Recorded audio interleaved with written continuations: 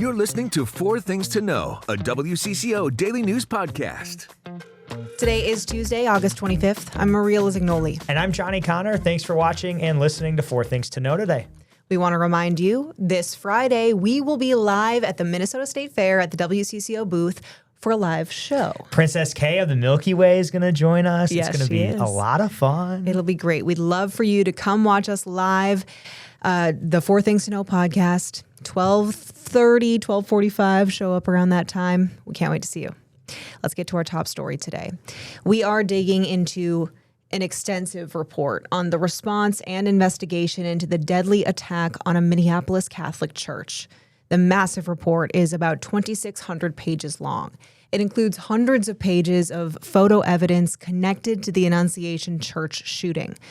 The report is broken into two, the first stemming from the Minneapolis Police Department, and the second mostly coming from the Minnesota Bureau of Criminal Apprehension, along with other local departments that responded.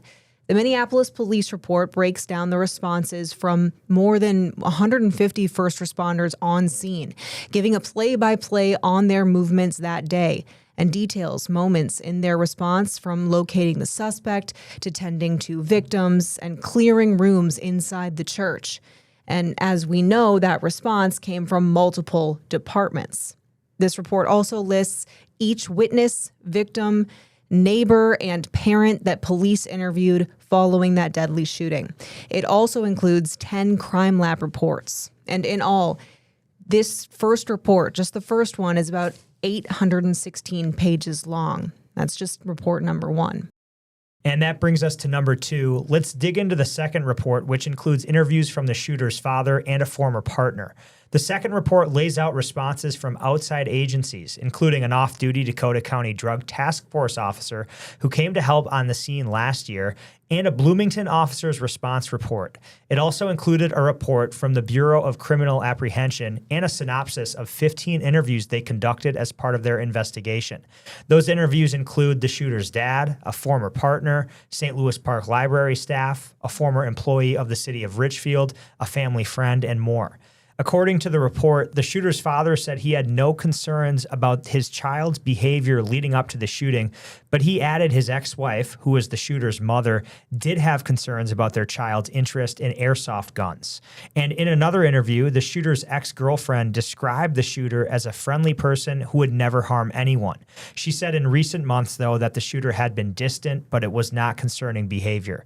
We will, of course, continue to dig into this massive report throughout the day on WCCO. You can go online for the latest and also our later newscasts.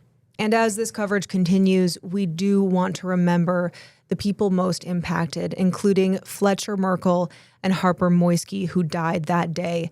They were among dozens of people injured in this senseless act, and they do and always will remain at the center of our coverage. Absolutely. Let's get to number three today. Former Pillow CEO Mike Lindell and the state of Minnesota could be headed to court. This is after Lindell wanted a recount in the GOP primary election for Minnesota's governor.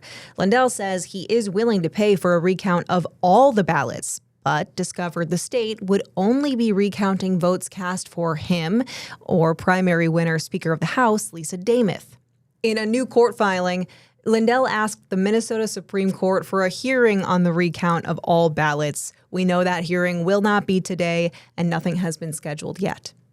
Let's get to your fourth thing to know. Maria, the state fair, just 2 days away. Getting excited? I'm excited. As we said, we're going to be there Friday, which is day 2 of the fair. And honestly, probably the best day to go because it's a Friday, first of all. Yes. Second of all, it's the beginning of the fair still, so everything's still kind of clean, you know? There's not a bunch of cookies you have to walk over. The trash bins aren't so full. Honestly, the first weekend is the move, for me at least. And the weather's looking great. Yeah, so Barrett Leone went out to the fairgrounds today. She says they're buzzing with activity. Of course, hundreds of vendors are preparing to welcome Minnesotans on opening day. So Barrett went out there. She found one new attraction that's getting ready to take riders nearly 230 feet in the air. I would not go on it. You wouldn't? No. Oh, come on. That's too high for me. Okay, well, take a look at what it is first. It is dubbed the New America Wheel, and it is one of the many ways that the Great Minnesota Get-Together gets a little bigger and better each year. Crews are putting the final touches on this Ferris wheel here, and it's basically a traveling history exhibit. We'll get more into that in just a minute. And the excitement, anticipation certainly can be felt here in the air. At the same time, though, there's something special about tradition, and one surefire way that we know the State Fair is just days away is the DNR Pond. Once the fish are in the pond and you come here and you stand and you actually just look out at the fish, it's very relaxing. It's pretty busy at the fair. This is kind of almost like a little happy zone, kind of a calm zone.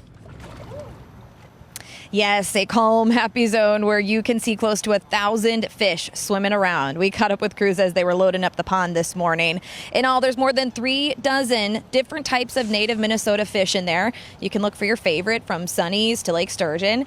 The popular tradition dates back to the 1970s. Of course, lots of new to see at the State Fairgrounds, too. The brand new America Wheel, that one is a hard one to miss. It's about 80 feet taller than the Great Big Wheel. That's the Ferris wheel that's become sort of an iconic symbol of the State Fair over the last years. Crews have been working through a 4-day assembly process, and today they are busy hanging 45 gondolas to celebrate America's 250th birthday. Each gondola features a different U.S. president with a short history lesson about that president during the ride.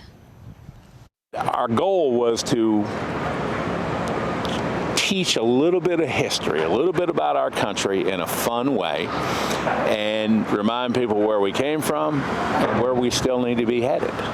Okay, and just to put this into perspective for you, Wood tells us that the wheel's about 50% bigger, rather. It weighs about 660,000 pounds, and it's coming here to the Minnesota State Fair after entertaining folks at the Wisconsin State Fair. But they are on schedule. That's what Wood tells us, and they'll be ready for fairgoers come Thursday. Okay, Maria, and honestly, we heard Barrett also mention the DNR fish pond. Nothing tells me Minnesota more than a bunch of grown men drinking a beer, looking at fish. Just literally staring at a tiny pond. Do you ever go over there? It is really cool to go over there, but it is hard to sneak in a peek because it's packed That usually. is pure Minnesota. It really is. A beer and a fish and a fried something. We have maybe even fried fish. What about the Log Fest? What do they call the Jackhammer Fest? Do you know what I'm talking about? We saw it a couple years ago together. Lumberjack. There you go. Lumberjack. I knew Jack was right. We're making everyone mad. Lumberjack, they know all about this better than we do. That's know, another right? Minnesota thing too at the fair. You know? Absolutely. And Ferris wheels, like we just saw in Barrett's piece, are, I feel like, such an iconic part of any fair. So it's pretty cool that this huge one's gonna be there. And now that you've kind of heard more about it, Johnny, your thoughts? I could be enticed. Because you're like kind of enclosed in those little gondola things. I love America 250. Yeah. You know, that's pulling me in. That's what's going to get me up there. Yeah. I mean, probably. Yeah, It's I'm a there. state fair. I'm there. Those are the 4 things to know today. Let's check in now on our forecast. Hi, I'm next weather meteorologist Lisa Meadows with your forecast for tonight. Looking at low temps tonight down to 66 as we head into tomorrow. Not quite as humid tomorrow compared to today. Tomorrow's high topping out at 81. And now, here's more to know. A hearing this afternoon could determine whether or not an ICE agent will stay locked up or eventually be brought here to Minnesota. We're talking about Christian Castro. He is charged with shooting an immigrant during Operation Metro Surge and then lying about it. Rangers in Texas arrested him back in May, but Texas Governor Greg Abbott hasn't extradited him. Minnesota's Attorney General filed a lawsuit last week to push for that extradition. And just yesterday, Texas said they'll be waiting even longer to decide. Abbott's office says Castro may not technically be a fugitive. They say to be considered a fugitive, a suspect has to be fleeing one state for another. Texas claims Castro was in the Lone Star State as part of his work when he was arrested back in May, adding that he's from that area. Abbott ordered the Texas Secretary of State to investigate why Castro went to Texas. The filing says Abbott won't decide on extradition until Texas is done investigating. If Castro isn't extradited for tomorrow, the clock runs out and he could be eligible for release. Minnesota is asking a judge to block that release. We'll be following this afternoon's hearing. Stay with WCCO for updates. Happening today, one of the first steps toward finding a new top cop for Minnesota's largest city. Minneapolis will host its first listening session where community members can share their priorities for the next chief of police. Former Chief Brian O'Hara resigned back in May after accusations that he interfered with an investigation into whether he was having sexual relationships with some city employees. So today's listening session is at the Depot downtown. There are also 2 more sessions scheduled for this week because community input is the first stage of the search process. A search firm hired by the city will oversee recruitment. Then a list of finalists goes to Mayor Jacob Fry. He'll nominate one of those finalists, and the city council will decide whether to approve that nomination. Again, the first listening session is tonight from 6:30 to 8:30 at the Renaissance Minneapolis Hotel, The Depot. 2 more are planned for tomorrow at the Sabathani Community Center from 6 to 8 and at the Fairview Rec Center from 5:30 to 8. Canada has officially announced retaliatory tariffs against the United States. Canadian officials announced this morning those tariffs on about $20 billion worth of American goods. That includes items like steel and appliances, but also dairy products. Some everyday items like cosmetics and toilet paper could face tariffs as high as 50%. Canada's finance minister called the situation with the U.S. an unprecedented challenge imposed on Canada. Over the weekend, President Trump first imposed a 50% tariff on Canadian goods after trade negotiations collapsed. It's been more than a month and a half since lightning strikes sparked wildfires in the Northland, but now campfire restrictions are lifted across the Superior National Forest, and that includes the Boundary Waters Canoe Area Wilderness. Officials say it's due to cooler weather and a lower risk of wildfires, but they do want to remind people to never, ever, ever leave a campfire unattended and always make sure ashes are completely cold before you leave, which was really cool to hear this morning because just yesterday we were talking to Erin Hazanzadeh about her reports on mining in the near the Boundary Waters. But still, we know that tourism is a huge economic factor up there, and the wildfires have really impacted it. So a lot of people weren't even going up, right? Totally. And I'm going up in about 2 weeks. And I got this text. Maria, we get in really early. What time are you in? Like 5 a.m.? 5, yeah. I was in about 6 today. So I got a text at 5 a.m. when I saw my phone from a friend who's like, the campfire restrictions have been lifted. So we were so excited. The group chat was blowing up because we're going up. But it really has affected tourism. So this is really good news. Because even you guys were wondering, oh man, if we can't make a campfire to grill a steak, or maybe your fish that you catch. It's good to hear that some of these restrictions are being lifted. Even more entry points are opening up. Totally. Which is really good for the tourism up there. And it's a good sign that wildfires are getting better. Yeah, that's fantastic news. Super happy to see that. Let's get to some sports headlines. The Twins won last night. Remember? It was 3 sweeps back and forth in a row. Hopefully they don't get swept again in the bad way. So we need 2 in a row to make it our own sweep of the Athletics. Okay. So they're going to try to do it again tonight at 8:40. They're on the road. The Lynx lost, though, last night. Bummer. We weren't expecting that. They lost 80-66 against Golden State. That's not bad. But I know. They have a long break now, though, so they don't play again until Sunday. Alrighty. I bet you they'll win on Sunday. Who are they playing? That's a good question. Okay. We'll talk about it tomorrow, maybe. Okay, this is such a fun story, too. So the Timberwolves, Jalen Clark, he put on a basketball camp for kids from the inner city. One of his teammates dropped by to help out. Now, if you're watching us on YouTube right now, Anthony Edwards turned out to be the featured guest. The kids were so happy to see him.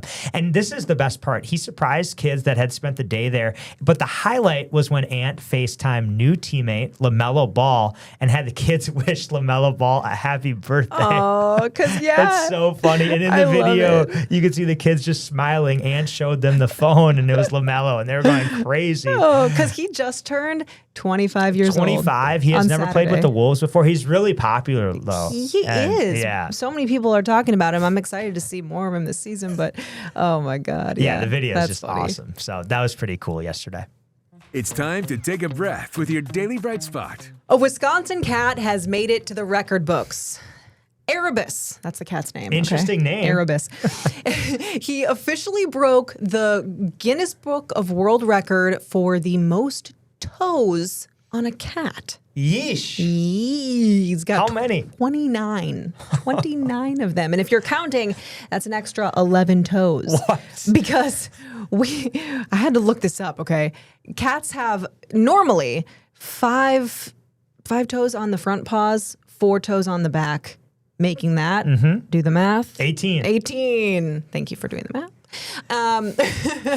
It's interesting because this cat is a Maine Coon cat. Have you seen a Maine Coon usually? No. They're huge Okay. and fluffy, and they're a breed that is more likely to have a gene that causes these cats to be born with the extra toes. So even these Maine Coon cats should still have 18 as well, even though they have their gene. Right. You would, yes. They're not normally with extra toes. If you look at this cat, It's disgusting. I'm grossed out. It I'm was gross. truly grossed Sorry, out. Airbus. Oh, Erebus. I mean, good for you, babe, but like, that's disgusting. The paws are huge. It looks like a little like fan, like a paw fan. It's so nasty. Oh, but you know what? He broke the previous record that was set back in 2002 by a 28-toed cat named Jake. Wow. Jake with 28, Erebus was 29. What's next? Sam with 30? I mean, like, Sam with my husband, Sam. Oh, not your husband, Sam. Just the next cat's name with 30. We went Jake, normal name, Erebus. I've never heard of Erebus before. Erebus. It must Sounds be like an some airline. Greek. Oh.